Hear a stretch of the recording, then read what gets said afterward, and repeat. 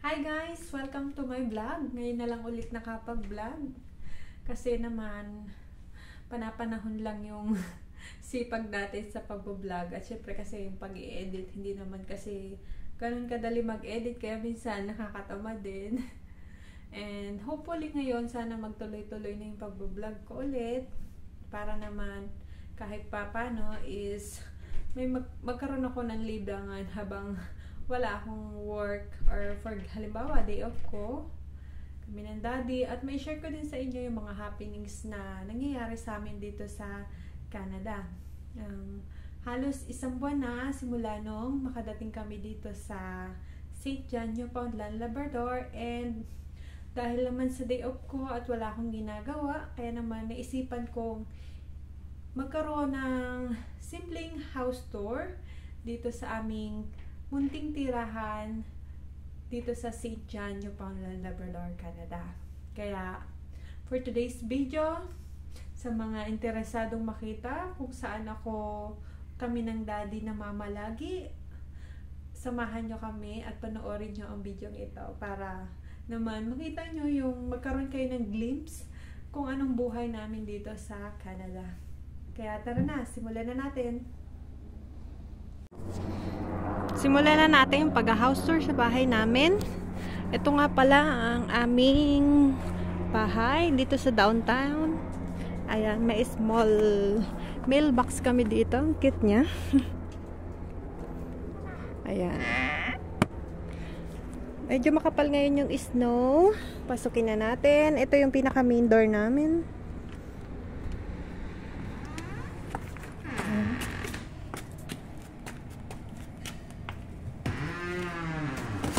As you can see, wala yung chinelas. Ito yung aming washing at dryer. Dito lang to sa amin, kasi tatlong floor to, yung isa sa taas, tapos yung basement. Ito yung aming sarili naming washing at dryer. Ito yung aming parang pinaka daan papasok sa kwarto. Itong room na to is para dun sa taas. May hagdan siya pataas. And then, ito yung aming room papunta sa kwarto. Yan. Yan yung mga sinelas namin. Medyo makalat pa. Yan yung papasok papunta sa amin. Magpalit muna tayo ng slippers kasi basa yung yung suot natin sa labas.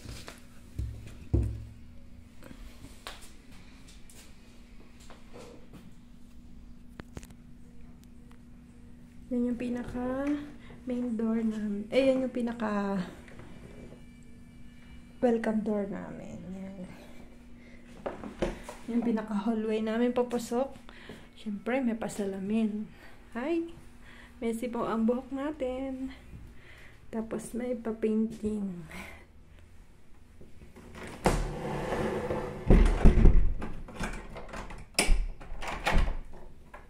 Pagpasok nyo ng kwarto namin is, syempre, ito yung aming CR.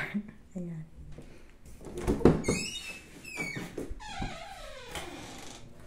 Ayan yung CR namin.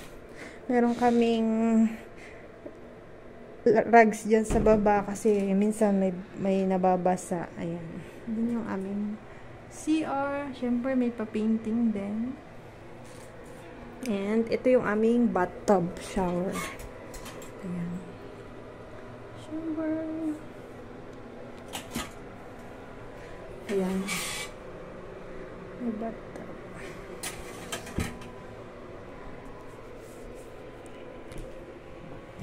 Hindi pala uso dito ang bidet. Kaya, ayan. Yun yung aming shower. CR.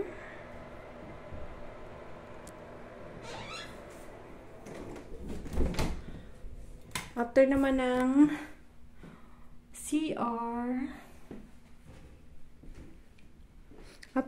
CR, ito yung aming kitchen. Lalakad ka lang ng konti. Ayan. Meron kaming dalawang upuan sa gilid. Pag halimbawa may extra kayong bisita. At syempre may pa-painting din. Ayan. Medyo masikip lang. Hindi naman. Okay naman sa for 2 person or 3 itong bahay namin. Tsaka maganda naman yung pagkaayos ng bahay. Maaliwala siya. Ayan. Ito yung buhayan ng ilaw.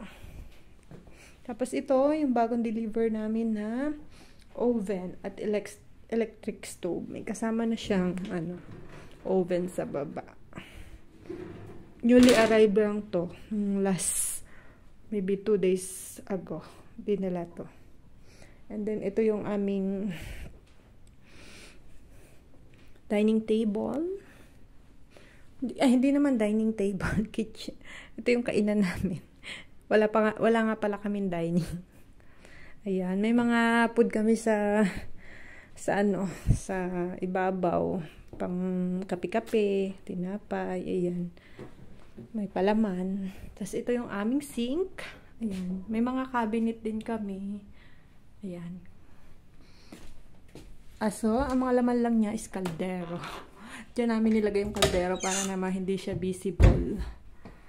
Tapos ito, ayan, yung sink namin. Nilagyan namin ng towel dito kasi once na naguhugas ng mga plato or something, lagi nababasa dito, kaya may towel kaming naka-ready para pampunas. Kasi ito yung aming countertop. Pag halimbawang gusto mong magayat-gayat or dito, pwede. Kasi ito yung aming lalagyan ng mga plato. Ayan.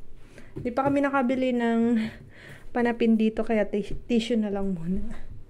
As yan, may painting din. Natutuwa ako sa bahay pag may painting. Tapos, syempre, ayan. May parilo, pero hindi man gumagana. Tapos, ito, included na dito sa bahay. Dinat na namin dito yung, microwave. Tapos, ito, bread toaster. Tapos, ito naman, binili namin to. Painitin ng tubig at saka yung rice cooker. Tapos ito yung aming tissue. May pa-flower din dyan. Kaso artificial lang yan. Ito, charger ko. Dito namin nilalagay. Kasi mostly dito kami tumatambay ng daddy. Kaya dyan namin na ini-stay yung aming isang charger. Tapos meron din siya mga cabinet sa baba. Pwede din kayo maglagay dyan sa baba. Ay, kami pala. Pero as of now, wala pa kami mailagay. Ganyan pa lang. Kaya, stay put lang kayo. Pagka medyo naka-adjust na kami, may mailagay na kami dyan. Kasi yan yung heater namin.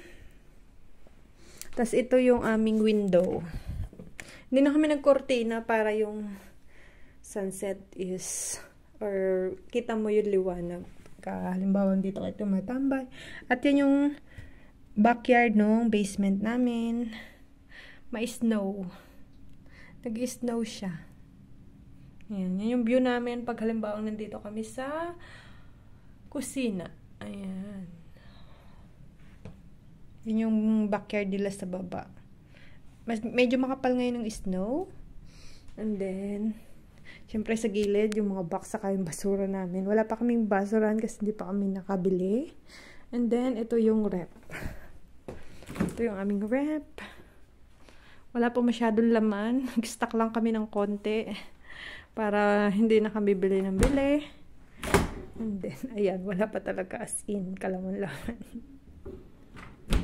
Tapos, mayroon naman kaming cabinet dito. May ilan din kami lumalagay na mga stops, mga gamit sa kusina. Yan pa lang yung mga laman namin. Yes, ayan. Yan.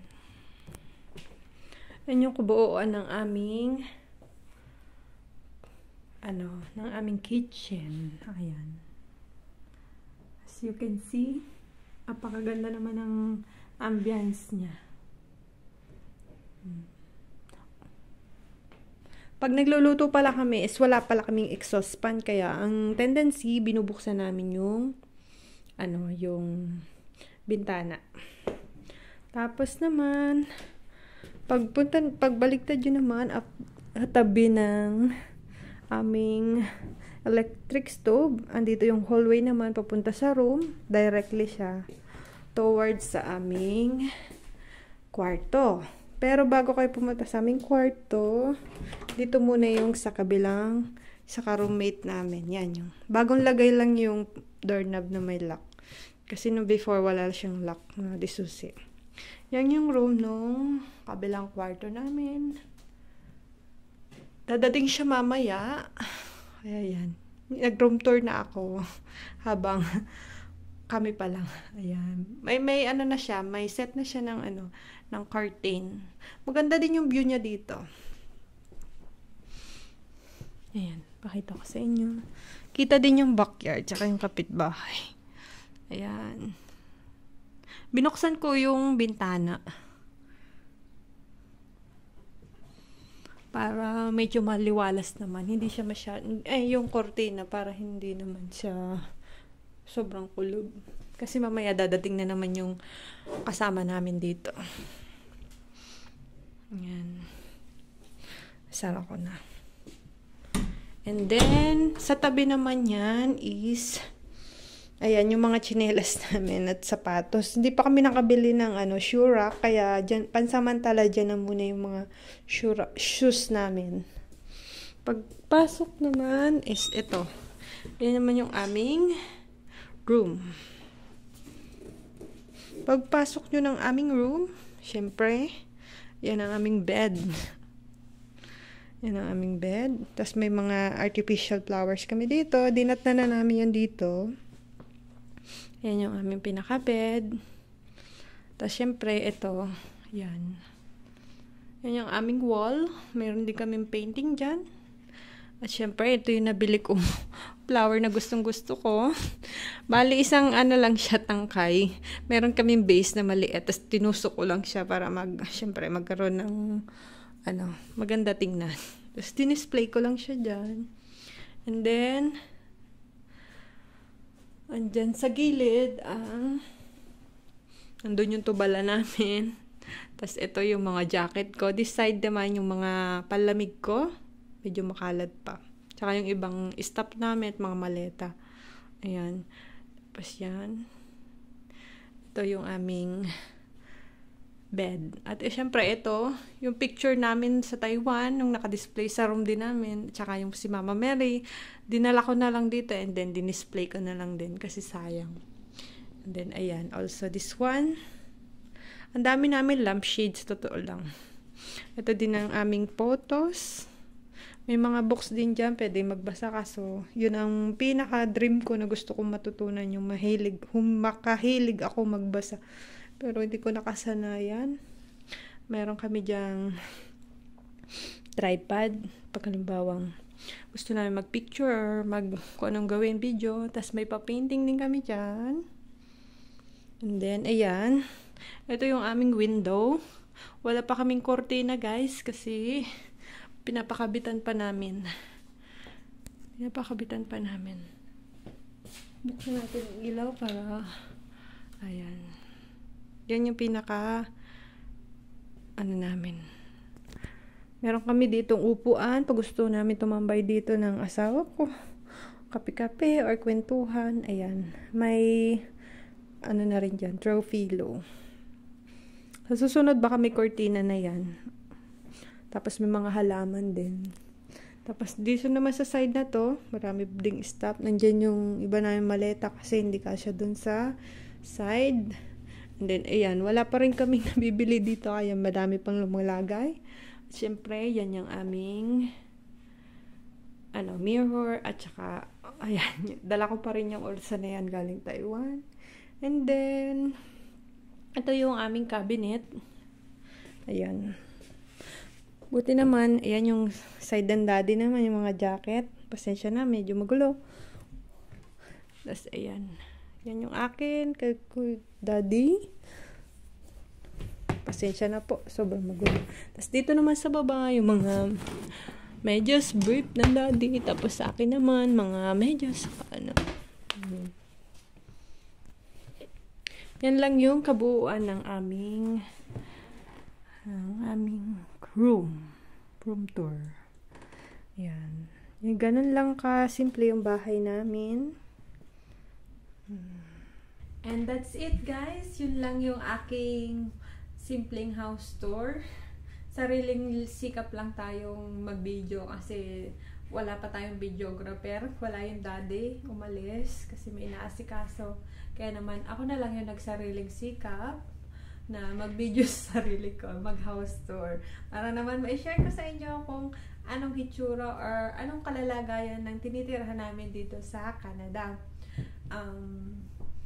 Thankfully naman is maganda naman yung ambience ng bahay namin kahit medyo pricey siya. Pero sabi ng iba, mura na daw yon. And thankful naman kami na okay naman yung tinitirhan namin. And later, dadating na yung kasama namin sa kabilang kwarto. And hopefully, magustuhan niya din yung bahay na ito. That's it for today. At yun lang ang aking may i-share muna sa inyo ngayon. Kaya thank you sa inyong lahat. And God bless you all. Bye-bye!